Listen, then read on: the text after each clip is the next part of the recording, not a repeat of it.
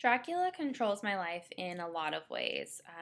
I noticed it this week because my parents are watching him today since I was out of town this weekend.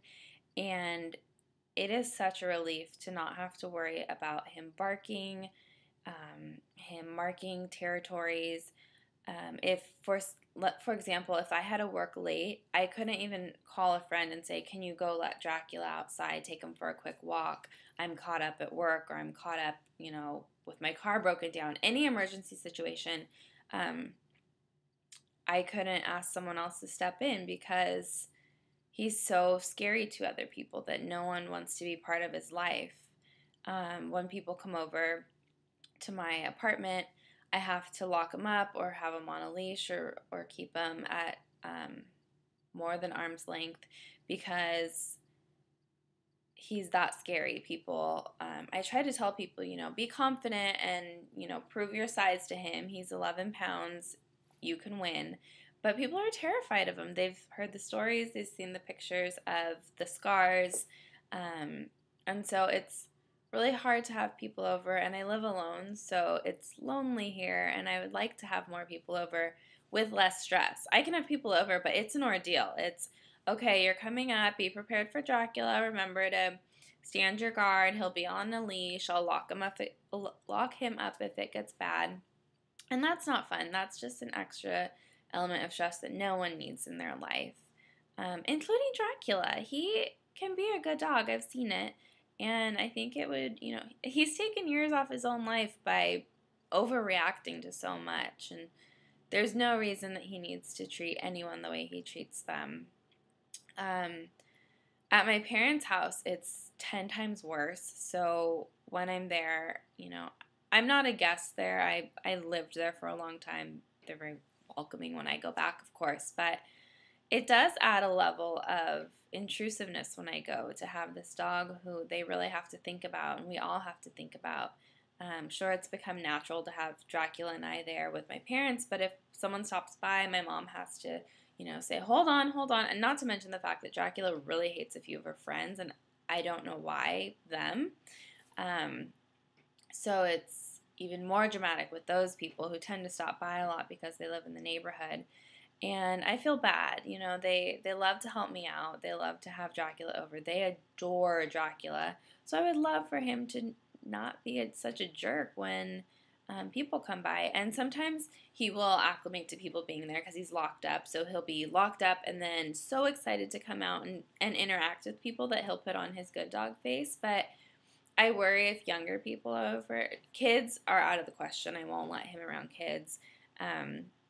But if we have people over and he's calmed down and comes out, people will forget that he's, Count Dracula and loves blood, and they'll go down to pet him and give him a little love, and they've forgotten that he attacks, and that's so embarrassing.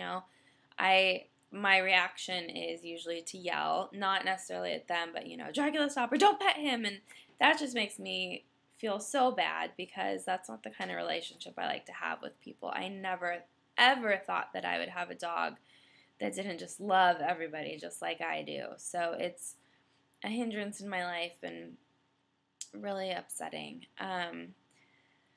My parents for a while, especially when I was living with them, and even more so actually when I was moving out because they were worried of what would happen, they urged me to get help, and so we met with a trainer once, and he used the choke method, and a lot of small dogs, including Dracula, have collapsed tracheas, so after Dracula drinks water, he coughs a lot, and he chokes every now and then, so I was really turned off by this trainer's method. I'm sure he could work miracles with it, but it was really upsetting to watch him put a rope around my dog's neck and dangle him to get control over him, how the leader of the pack, grabs the back of the dog's neck with his teeth. That's what it was supposed to represent. So by the time the trainer was done with his hour consultation, Dracula was scared out of his mind. Like, I'm sure that if we had kept working with him, he may have been an angel, but it would have been that he was terrorized into submission. Granted, he's terrorizing us into submission, so I guess it would have been a fair trade. But I just couldn't pay someone to choke my dog and to teach me how to choke my dog. Actually, after he left, I tried the choke method thinking, okay, maybe I could do it gently in front of one of my friends who then came over. And the guy was like, dude, you're going to kill your dog.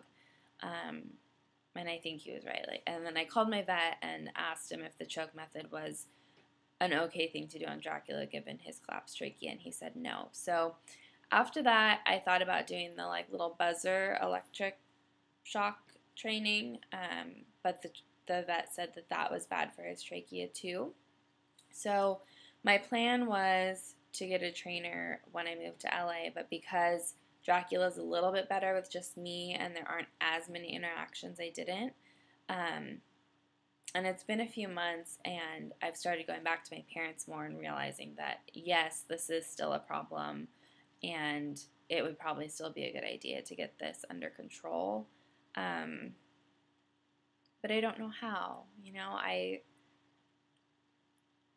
I feel like methods are either too simple and Dracula won't adhere to them, or they're too extreme, like the choking or the electric buzzer. So, not buzzer, but the little shock therapy. So I've put a lot of energy, a lot of expense into trying different things. There was a dog psychic as well who I thought would have an answer, but just laughed that Dracula was a jerk.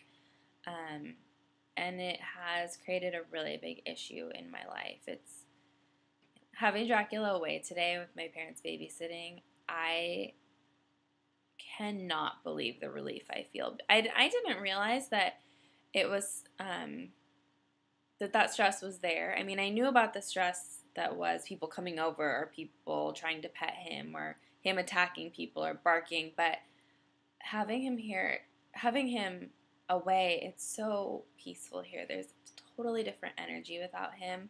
And I think it's because he's always on that angry prowl. He might be in a great mood 1 second, but the next second you gotta cuddle with him and he's too comfortable on a pile of blankets and there goes a layer of your skin. So it's a really big part of my life, and if it doesn't change, I'm scared that I'll be alone forever. What guy would want to come over and have to put up with that? I mean, I'd have to really prove myself before introducing my dog, and I also could never have a roommate. I can't imagine putting someone through that again, so I wanted to live alone, but I'd like to have the option of living with someone else. God forbid I do meet a guy who wants to put up with Dracula, say we want to move in together or get married or, oh my God, have children down the line. I can't have children with this version of Dracula.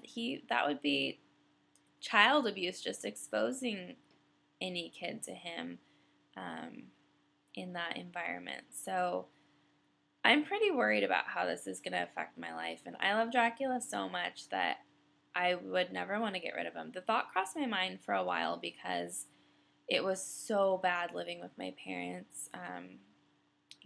Just the wounds, the fear, the humiliation of having this dog. But I stuck it out, and I'm at a point where I know I don't want to get rid of him, but I greatly fear how he's going to impact the rest of my life.